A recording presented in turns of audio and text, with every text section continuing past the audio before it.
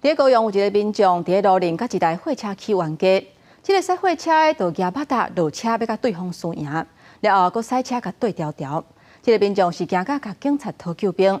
虽然这个驶货车无真正甲伊起骹动手，不过伊举巴达共恐吓，要是防伊违反社会秩序，依互法来上班。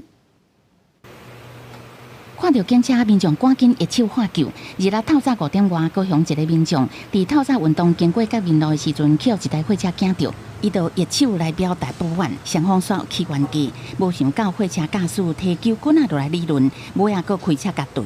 我已经过了，你自己没在看路，我也有减速，我也怕说会撞到你，但是他手却比了这个样子，口气就也非常不好。你这边啦，你讲了，你边啦，他车子就一直跟。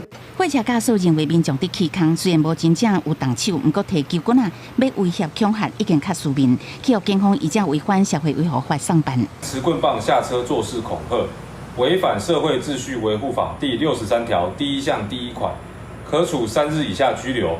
或新台币3万元以下罚款。不过，民众拄到现车纠纷的时阵，面对人摕球棍还是压枪落车理论，甚至直接动手的情形，常常听到。不少人代志发生的时阵，往往唔知要安怎做，敢来当成想。应该会先躲在车子里，或是寻求掩护吧，不会直接跟他冲。如果对方有采取攻击的行为的话，可以提出刑事的伤害、毁损、恐吓等告诉。